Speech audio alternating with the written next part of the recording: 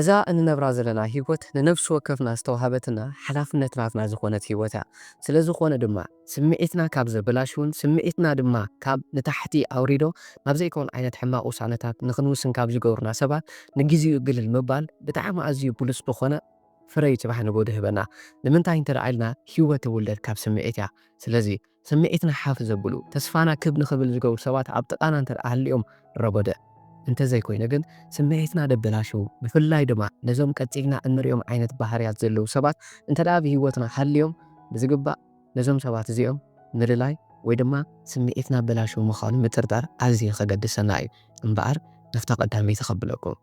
እታ ቀዳመይቲ እምበኣር ነብስኹም ይኹን ወይ ድማ ዘለኩም ነገራት ብነፃ ስለ ዘቕረብኩምሎም ነቲ ነገርቲ ከም ድኾነ ዋጋ ዘይቆጥርዎን ወይ ድማ ድሕስርዎን እንደገና ድማ ደየመስግኑ ሰባት ካብዞም ሰባት እዚኦም ንግዜ ኢል ምባል እዩ ንምንታይ እንተረኣይና ወላ እኳ ገንዘብና ይኹን ካልእ ነገራትና ኩሉ ነገራትና ሂብናዮ ነቲ ነገርቲ ወላ ዋጋ ኣይሃብዎ ኣትሊስት ግን ነታ ብኣእምሮና ሓሲብና ጊዜና ወፊና ድሃብናዮም ገዛእ ርእስና ግን ዋጋ ክህብዋ እንተዘይክኢሎም ፅባሕ ንጎኣ ብምስረታ ህይወት ዝኾነ ሰዓት ስምዒትና ምጉድኦም ዘይተርፍ እዩ ካብዞም ሰባት እዚኦም ንግዜ ግልል ምባል ድማ ንገዛእ ርእስኻ ክብሪ መሃብ ንገዛእ ርስኻ ድማ ዋጋ መሃብ እዩ ዝኸውን ደሎ ስለዚ ሓደ ረኽባት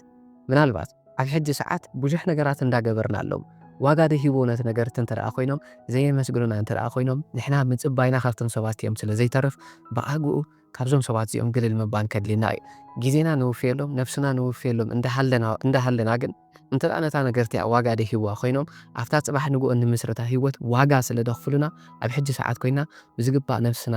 ክነኽብር ክንክል ኣለና እታ ነፍስና ነኽብረላ መንገዲ ድማ እዞም ሰባት ክሳብ ደቕየሩ ምፅባይ ደይኮነ ንሕና ካብዞም ሰባት እዚኦም ግልል ብምባል ብዝግባእ ገዛእ ርስና ክነኽብር ክንክል ኣለና እታ ካልአይቲ ድማ ዕላማኹም ኣብ ምንባር ወይ እውን ገዛእ ርስኹም ኣብ ምዕባይ እትገብርዎ ፃዕሪ ዘባጭውን ዘላግጡን ሰባት ካብዞም ሰባት እዚኦም ከዓ ንግዜ ግልል ምባል እዩ እዚ ነገር እዚ ብጣዕሚ ቀታሊ እዩ ንምንታይ እንተደኣ ኢልኩምኒ ንሕና ድኾነ ዕላማ ሃሊና ድኾነ ነገር ዝረኣየና ነገር ሃልዩ ገዛእ ርስና እንዳዓበና ድኾነ ኣብ እምሮና ተረኣየና ነገር ስለ ዘሎ መዓልታዊ ኣብ ገዛእ ርስና ንሰርሕ እንተደኣ ሃሊና እዞም ሰባት እዚኦም ካቲ ነገር ክሳብ ዘይተረኣዮም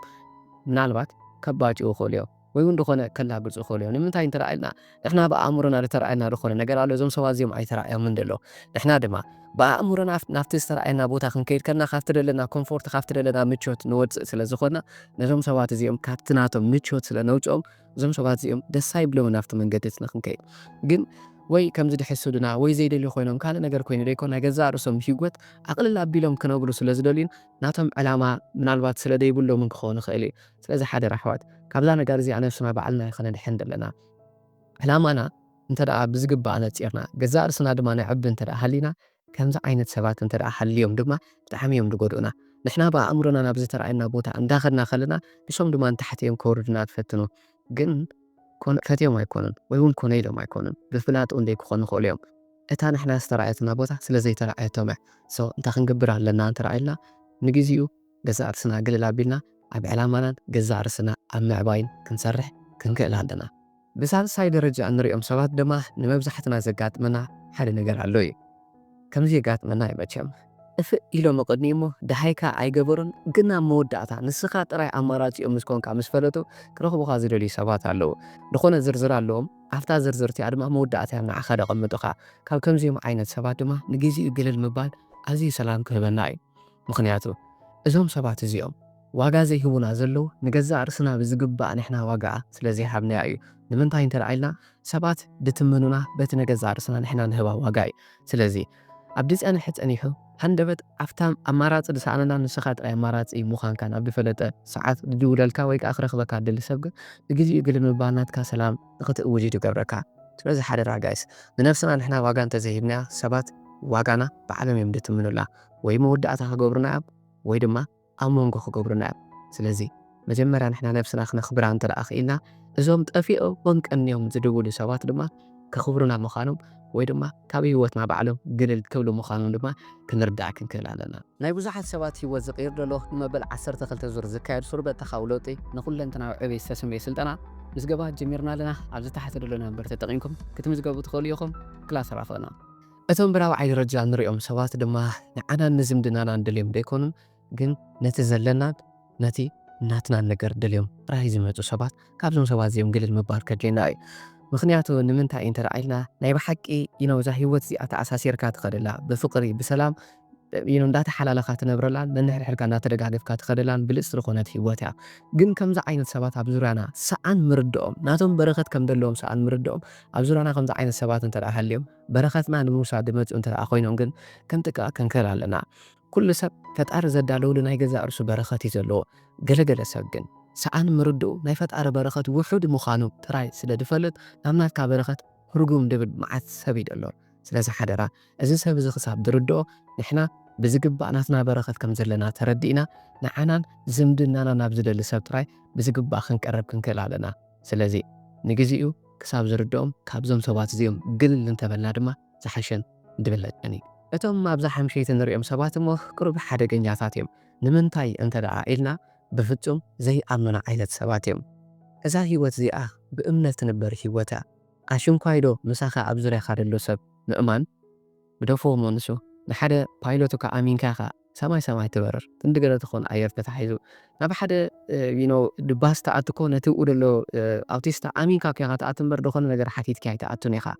እዞም ሰባት እዚኦም ጓና እኳ ኮይኖም ምስኦም ብእምነት ንኸይድ ክሳብ ዝሃለና ኣብ ጥቃና ኣብ ዙርያና ደሎ ሰብ ዲኣምንና እንተደኣ ኮይኑ ናበይናይ ህጉም እዩ ሞኸእትወና። ስለዚ ግልል ምባል ከድልየና እዩ። እዚ ድማ ምርጫ እዩ ዝኸውን ስምዒትካ ትሕልወሉ ምርጫ።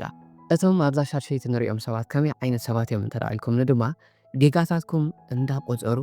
ኩሉ ግዜ ድወቕስኹምን ብፍጹም ድማ የቕሬታ ዘይገብሩልኩምን ዓይነት ሰባት እዮም። ከምዚኦም ዓይነት ሰባት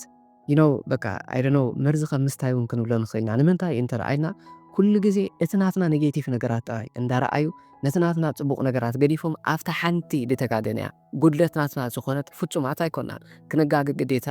ግን ኩሉ ግዜ ገጋታትካ እንዳረኣዩ ከምዚ ተጋጊኻ እዚ ጌርካ ከምዚ ነትን ጌርካ ዝብለካ ጥራይ ኩሉ ግዜ ድወቕሰካ ሰብ ግን ኩሉ ግዜ ኤነርጂኻ እንዳወሰደ ህይወትካ እውን ንኸተበላሹ ዝውስኖም ዓይነት ውሳነታት ኣብ ከምኡ ዓይነት ስምዒታት ይደእተወካ። ንምንታይ እንተደኣ ኢልና ኩሉ ግዜ ሽቁረር ኢኻ ከይጌጋ ጥራይ ከይፍፅም ከይብሉን ጥራይ ከምዚ ኮይኮን ጥራይ እንዳበልካ ኢኻ ትኸይድ። እንደገና ናትካ ሽቁረራ ድማ ኣብዛ ሰላም ጌርካ ክትነብረላ ዝተዋሃበትካ ሰውነትካ ሰላም ንኸይትረክብ ይገብረካ። ስለዚ ኦፍ ኮርስ ምናልባት ጌጋታት ሃሊና መፂኦም ዝእርሙና ልክዕ ከምቲ ንዓይ ትገብሩን ኣብ ኮመንት ዝንተ ተዓሪ ትብሉን ይፅቡቕ ይከምኡ ነገራት እንተዘይኮይኑ ግን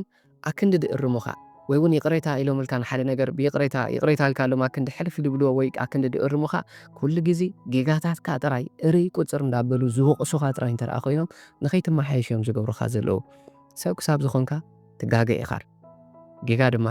መናብርትና እዩ። ካብ ጌግኡ ዘይእረም ሰብ ግን የለን። ከምዚ ኢሉ ካብ ዘይኣምን ሰብ ግን ንግዚኡ ድልል ምባል ሰላም እዩ ዝህበካ። ኣቤት ካብ ከምዚኦም ዓይነት ሰባት እሞ የድሕነና እዩ ዝበሃል። ንምንታይ እንተደኣ ኢልኩምኒ እቲ ናቶም ጌጋ ከይረኣይ መታል ንዓኻ ሓሊፎም ዝህቡኻ ሰባት እንተደኣ ሃልዮም ኮይኖም ፈጣሪ ይቕረ ይበለሎም እምበር ካብዞም ሰባት እዚኦም ብዓብዪ ገለል ክትብል ደለካ። ንምንታይ እንተደኣ ኢልና ሰብ ናቱ ጌጋ ባዕሉ ሓላፍነት ደኣ ክወስድ ኣለዎ እምበር እቲ ናቱ ጌጋ ናባኻ ድልጥፎ እንተደኣ ኮይኑ ብናይ ካልኦት ሰባት ጌጋ ህይወትካ ንኽትሕመስ ህይወትካ ንኽትርበሽ ኢኻ ትገብር ዘለኻ። ሓደራ ኣሕዋት ኣብዛ ዝነግረኩም ዘለኹ ወይ ድማ ኣብዘን ንሪአን ዘለና ነገራት ግን ካልኦት ሰባት መፍራድ ገዲፍና ነፍስና ክንርእን ካብዞም ሰባት እዚኦም ከይፈረድናዮም ድማ ግልል ክንብልን ስለ ዘለና እየ ዝነግረኩም ዘለኹ። ስለዚ እቲ ናቱ ጌጋ ከይረኣይ ንዓኻ ጥራይ ኩሉ ግዜ ድወቕሰካ ወይ ንዓኻ ጥራይ ኣሕሊሁ ድህበካ እንተደኣ ኮይኑ ግን እሞ እንታይ ዳ ጥቕሙ ዕርክነት እሞ እንታይ ዳ ጥቕሙ ምሕዝነት ወይ እውን ብምሕዝነት ቅደይ ክኾን ይኽእል እዩ ኣብ ስራሕ ክኾን ይኽእል ብዝተፈላለየ መንገዲ ክኾን ይኽእል ወላ እኳ ክንረሓቕ ብፍጹም እንተዘይከኣልና ክንጥንቀቐሎም ግን ግዴታ እዩ። ኣብዛ ሻነይቲ ንጠቕሶም ሰባት ነፍስና ንኽንፍትሽ እዮም ዝገብሩና። ንምንታይ እንተደኣ ኢልኩምኒ ብዛዕባ ናይ ካልኦት ሰባት ሕማቕ ነገራት መፂኦም ምሳና ኮይኖም ዝሓምዩ ዓይነት ሰባት እዮም። ነቶም ሰባት እዮም ምፍታሽ ዘይኮነ ግን ገዛ ርስና ምፍታሽ ይኸደና። ንምንታይ እንተደኣ ኢልኩምኒ ሓደ ዓር ከይዲ ነገረና ሓንቲ ኣዝያ ደስ ትብለኒ ነገር ኣላ። 10 ኣዕርክቲ እዮም። እዞም ኣዕርክቲ እዚኦም ኩሉ ግዜ እዮም በቃ ንሰባት ድሓምዩ ኮፍ ኢሎም ካልእ ናይ ድሕዶም እውን ኣብ ሕሜት እዮም ብዙሕ ግዜ ግዜኦም ተፀሚዶም ድሕልፎ ተሓደ ኸይድ ከሎ ይሓሚ ተሓደ ኸይድ ከሎ ይሓሚ ተሓደ ኸይድ ከሎ ሓሚሞ ኣብ መወዳእቱ ክልተ ተርፉ በል ተሓደ እንታይ ኢልዎ በል ትብለኒ ነገር በለኒ እሞ ኣነ ኸ ኸይድ ኣሎ ምክንያቱ ድሓሚየ ሰብ ስለ ዘይብሎ ወይ ምስ ከደ ከም ድሓሚየ ስለ ዝፈልጥ እዩ። ስለዚ ሓደራ ኣሕዋት ምሳና ኮይኖም ብዛዕባ ናይ ካልኦት ሰባት ሕማቕ ነገራት ዘዕልሉ እንተደኣ ሃልዮም ናትና ሕማቕ ነገራት እውን ምስ ካልኦት ሰባት ምናልባት ይሓምዩ ከይኮኑ